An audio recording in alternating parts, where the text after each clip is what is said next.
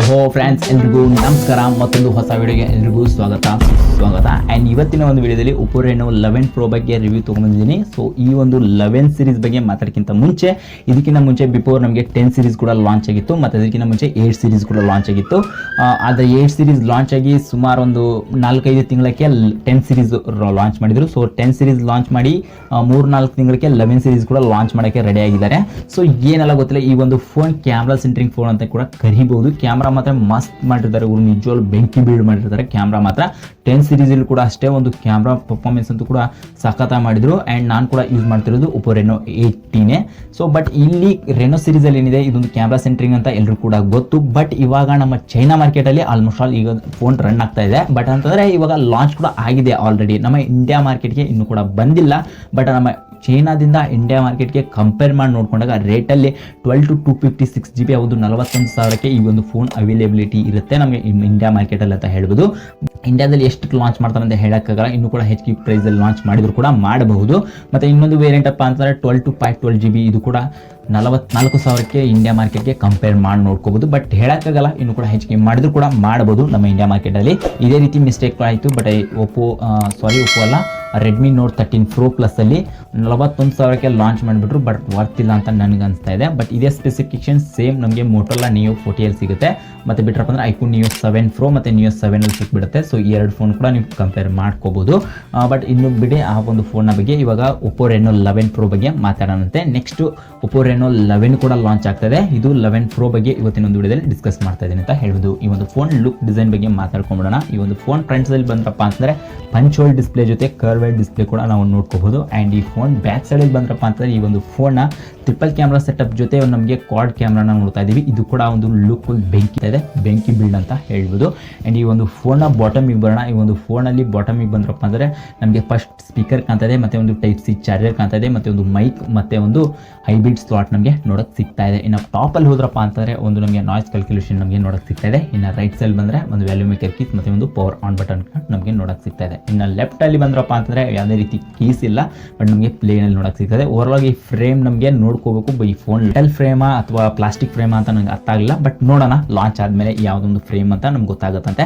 Over ಈ ಒಂದು phone ನಮಗೆ ನೋಡ್ಕೊಂಡ್ವಿ, curved display, punch hole display ಅಂತೂ ನಮ್ಗೆ ಸಖತ್ ಲುಕ್ ವೈಸ್ ಅಂತೂ ಸಖತ್ ಪ್ರೀಮಿಯಂ ಫೋನ್ ಥರ ನಮಗೆ ಲುಕ್ಕಲ್ಲಿ ಕಾಣ್ತಾ ಇದೆ. ಈ ಒಂದು ಫೋನಲ್ಲಿ ಪರ್ಫಾರ್ಮೆನ್ಸಿಗೆ ಬರೋಣ. ಈ ಒಂದು ಫೋನಲ್ಲಿ ಪರ್ಫಾರ್ಮೆನ್ಸ್ ಬಂದಾಗ ಕ್ವಾಲಿಕಮ್ ಸ್ನ್ಯಾಪ್ಡ್ರ್ಯಾಗನ್ 8+ Gen 1 ಪ್ರೊಸೆಸರ್ ನೋಡ್ತಾ ಇದ್ದೀವಿ. ಇದು ಕೂಡ ಒಂದು ನ್ಯೂ ಪ್ರೊಸೆಸರ್ ಅಂತ ಕೂಡ ಕರಿಬಹುದು. ಬಟ್ ಈ ಒಂದು ಪ್ರೊಸೆಸರ್ ಎಷ್ಟು ಮಟ್ಟಿಗೆ ಪರ್ಫಾರ್ಮೆನ್ಸ್ ಮಾಡುತ್ತೆ ಅನ್ನೋದು ಕೂಡ ನನಗೆ ಗೊತ್ತಿಲ್ಲ. ಬಟ್ ಈ ಒಂದು ಪ್ರೊಸೆಸರಲ್ಲಿ, ಈ ಒಂದು ಸ್ನ್ಯಾಪ್ಡ್ರ್ಯಾಗನ್ ಪ್ರೊಸೆಸರಲ್ಲಿ ಇದೊಂದು ಪ್ಲಸ್ ಜೆನ್ ಪ್ರೊಸೆಸರ್ ಕೊಟ್ಟವ್ರೆ. ಈ ಒಂದು ಪ್ರೊಸೆಸರಲ್ಲಿ ಒಂದು ಓಕೆ ಪ್ರೊಸೆಸರ್ ಅಂತೂ ಕೂಡ ಕರಿಬಹುದು. Gen 3, 2 ಕೊಟ್ಟಿದ್ರು ಕೂಡ ಇನ್ನೂ ಚೆನ್ನಾಗಿರ್ತಾ ಇತ್ತು. ಬಟ್ 1 ಕೊಟ್ಟವ್ರೆ. ಇದಕ್ಕಿಂತ ಐಕ್ಯೂನೇ ಎಷ್ಟೋ ಮಚ್ ಬೆಟರ್ ಅಂತ ನನಗನ್ನಿಸ್ತು. ನೋಡೋಣ ಈ ಒಂದು ಪ್ರೈಸ್ಗೆ, ಈ ಒಂದು ಮಾರ್ಕೆಟಲ್ಲಿ 5ಕ್ಕೆ ಕಂಪೇರ್ ಮಾಡಿ ನೋಡೋಣಂತೆ.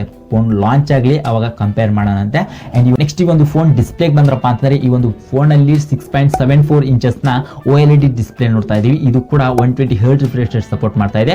HDR10+ ಕೂಡ ಇದು ಸಪೋರ್ಟ್ ಮಾಡ್ತಾ ಇದೆ ಅಂತ ಹೇಳ್ಬೋದು. ನಮಗೆ ಇಲ್ಲಿ ಯಾವುದೇ ರೀತಿ ಒಂದು 4K ವಿಡಿಯೋ ಕ್ವಾಲಿಟಿ ಆಗಿರ್ಬೋದು, ಪ್ರತಿಯೊಂದು ಕೂಡ ಒಂದು ಅಕ್ಯುರೇಟ್ ಆಗಿ ನಮಗೆ ವ್ಯೂವಿಂಗ್ ಎಕ್ಸ್ಪೀರಿಯನ್ಸ್ ಇರುತ್ತೆ. ಝೂಮ್ ಮಾಡಿ ನೋಡಿದಾಗ ಕೂಡ ಯಾವುದೇ ರೀತಿ ಬ್ಲರ್ ಎಫೆಕ್ಟ್ ಅನ್ನೋದು ಕೂಡ ಇಲ್ಲಿ ನಮಗೆ ಕಂಡು ಬರಲ್ಲ. ಅದರಿಂದಾಗಿ ಈ ಒಂದು ವ್ಯೂವಿಂಗ್ ಎಕ್ಸ್ಪೀರಿಯನ್ಸ್ ನಮಗೆ ಸಖತ್ತಾಗಿರುತ್ತೆ ಅಂತ ಹೇಳ್ಬೋದು.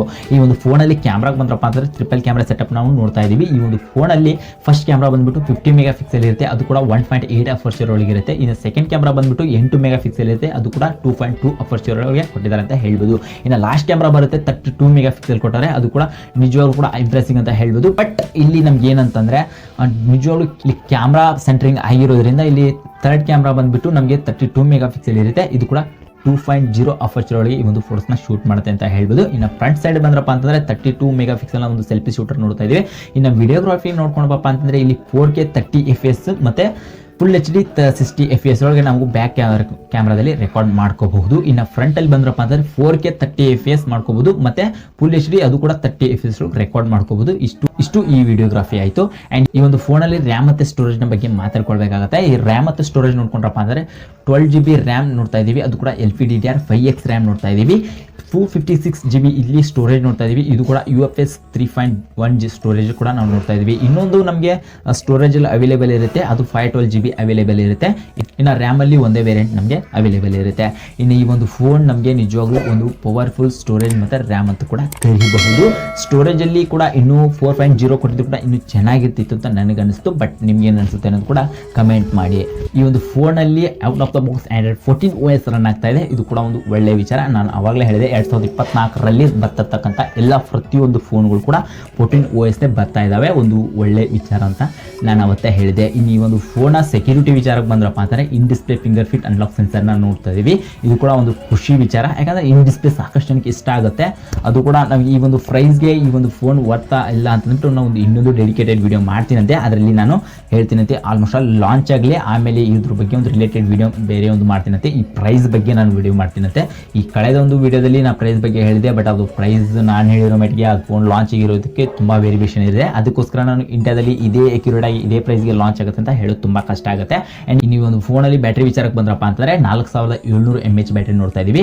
ಈ ಒಂದು 80 ವ್ಯಾಟ್ನ ಪವರ್ ಅಡಾಪ್ಟರ್ ನಮಗೆ ಚಾರ್ಜರ್ ಈ ಒಂದು ಬಾಕ್ಸ್ ಸಮೇತ ನಮಗೆ ಸಿಗ್ತಾ ಇದೆ. ಅದು ಕೂಡ ಒಂದು ಒಳ್ಳೆಯ ವಿಚಾರ ಅಂತಲೇ ಹೇಳ್ಬೋದು. ಆ್ಯಂಡ್ ಓವರ್ ಆಲ್ ಆಗಿ ಈ ಫೋನ್ ನಾನು ಹೇಳಿದ ಹಾಗೆ ಚೀನಾದಲ್ಲಿ ಈ ಒಂದು ರೇಟ್ನ ಕಂಪೇರ್ ಮಾಡಿ ನೋಡಿಕೊಂಡಾಗ ನಮಗೆ 12 to 256 GB ಏನಿದೆ 41,000ಕ್ಕೆ ಸಿಗ್ತಾ ಇದೆ. ಅದು ಕೂಡ ನಮ್ಮ ಇಂಡಿಯಾ ಮಾರ್ಕೆಟಲ್ಲಿ ನಾವು ಕನ್ವರ್ಟ್ ಮಾಡಿ ನೋಡಿಕೊಂಡಾಗ ಆ್ಯಂಡ್ ಈ ಒಂದು 12 to 512 GB ಏನಿದೆ ಇದು ನಮಗೆ 44,000ಕ್ಕೆ ಸಿಗ್ತಾ ಇದೆ ಅಂತ ಹೇಳ್ಬೋದು. ಇಷ್ಟು ವೇರಿಯಂಟಲ್ಲಿ ನಮಗೆ ಅವೈಲೇಬಲ್ ಇರುತ್ತೆ. ಅಂದರೆ ಎರಡು ವೇರಿಯಂಟಲ್ಲಿ ನಮಗೆ ಅವೈಲೇಬಲ್ ಇರುತ್ತೆ. ಈ ಎರಡು ವೇರಿಯಂಟಲ್ಲಿ ಅವೈಲೇಬಲ್ ಇರತಕ್ಕಂಥ ಫೋನ್ ನಮ್ಮ ಇಂಡಿಯಾ ಮಾರ್ಕೆಟ್ಗೆ ಕಂಪೇರ್ ಮಾಡ್ಕೊಂಡಾಗ ಈ ರೀತಿ ಪ್ರೈಸ್ ಇದೆ. ಬಟ್ ಈ ಒಂದು ಪ್ರೈಸ್ ಇರತಕ್ಕಂಥ ಫೋನ್ ನಮ್ಮ ಇಂಡಿಯಾದಲ್ಲಿ ನಿಜವಾಗ್ಲೂ ಈ ಒಂದು ಬರೋ ಜನವರಿ 12ನೇ ತಾರೀಕಿನೊಂದು ಲಾಂಚಿಂಗ್ ಡೇಟ್ ಕೊಟ್ಟವ್ರೆ. ಬಟ್ ಕನ್ಫರ್ಮ್ ಲೀಕ್ಸ್ ಪ್ರಕಾರ ನೋಡೋಣ. ಈ ಒಂದು ಫೋನ್ ನಿಜವಲ್ಲೂ ಮೇನೋ ಎಷ್ಟೋ ಕೊಟ್ಟಿದ್ರು, ಏಪ್ರಿಲೋ ಮೇನೋ. ಬಟ್ ಇವಾಗ ಈ ಫೋನ್ ಜನವರಿಗೆ ಲಾಂಚ್ ಆಗಬೇಕು ಅಂತಂದ್ಬಿಟ್ಟು ಈಗ ಡೇಟ್ ಏನೋ ಫಿಕ್ಸ್ ಮಾಡಿದ್ದಾರೆ. ಬಟ್ ನೋಡೋಣ ಕಾದು ಜನವರಿ 12ನೇ ತಾರೀಕಿಗೆ ಲಾಂಚ್ ಆಗುತ್ತಾ ಇಲ್ಲ ಗೊತ್ತಿಲ್ಲ. ಬಟ್ ಆಯಿತು ಅಂತ ಇನ್ನೂ ಖುಷಿ ಇರುತ್ತೆ. ಬಟ್ ನೋಡೋಣ, ಖುಷಿ ಅನ್ನೋದಕ್ಕಿಂತ ಹೆಚ್ಚಾಗಿ ಈ ಒಂದು ಫೋನ್ ಒಳ್ಳೆ ಪರ್ಫಾರ್ಮೆನ್ಸ್ ಮಾಡಬೇಕು ಮತ್ತು ಒಳ್ಳೆ ಜನಕ್ಕೆ ಟಚ್ ಆಗಬೇಕು ಅಂತ ನನ್ನ ಅನಿಸ್ತಾ ಇದೆ. ಬಟ್ ನಿಮ್ಗೆ ಏನು ಅನಿಸುತ್ತೆ ಅನ್ನೋದನ್ನು ಕಮೆಂಟ್ ಮಾಡಿ. ಆ್ಯಂಡ್ ವಿಡಿಯೋ ಇಷ್ಟ ಆಗಿತ್ತು ಅಂದರೆ ಲೈಕ್ ಮಾಡಿ ಆ್ಯಂಡ್ ಶೇರ್ ಮಾಡಿ. ಆ್ಯಂಡ್ ಚಾನಲ್ಗೆ ಹೊಸಬರಾಗಿದ್ದೀರಾ ಅಂತ ಇವಾಗಲೇ ನಮ್ಮ ಚಾನಲ್ನ ಸಬ್ಸ್ಕ್ರೈಬ್ ಮಾಡಿಕೊಡ್ರಿ. ಮತ್ತು ಸೊ ಇಷ್ಟ ಆಗಿತ್ತು ಈ ಹೊತ್ತಿನ ವಿಡಿಯೋ. ಆ್ಯಂಡ್ ತಪ್ಪಿದ್ರೆ ಕ್ಷಮಿಸಿ. ಸೊ ನ್ಯೂ ಯೂಟ್ಯೂಬರ್ ಆಗಿದ್ದೀನಿ. ಸೊ ಇವಾಗ ತಾನೇ ರನ್ ಮಾಡ್ತಾ ಇದ್ದೀನಿ ವಿಡಿಯೋ ಚಾನಲ್ನ. ಸೊ ಏನಾದರೂ ತಪ್ಪಾಗಿತ್ತು ಅಂತ ಈ ಕೆಲವೊಂದು ವಿಷಯನ ಹೇಳೋದನ್ನ ಮರ್ತಿರ್ತೀನಿ ಟೆನ್ಷನಲ್ಲಿ. ಆ್ಯಂಡ್ ಆ ಹೊತ್ತಲ್ಲಿ ಸ್ವಲ್ಪ ಸಂಭಾಳಿಸ್ಕೊಂಡು ನೀವು ಕೂಡ ನಮಗೆ ಪ್ರೋತ್ಸಾಹಿಸಬೇಕು. ಸೊ ಅದಕ್ಕೋಸ್ಕರ ಕೇಳ್ಕೊತಾ ಇದ್ದೀನಿ. ಆ್ಯಂಡ್ ತಪ್ಪಿದರೆ ಕ್ಷಮಿಸಿ. ಆ್ಯಂಡ್ ಇಷ್ಟ ಆಗಿತ್ತು ಈ ಹೊತ್ತಿನ ವಿಡಿಯೋ. ಸಿಗೋಣ ಮುಂದಿನ ವಿಡಿಯೋದಲ್ಲಿ. See you the next one. ನಮಸ್ಕಾರ.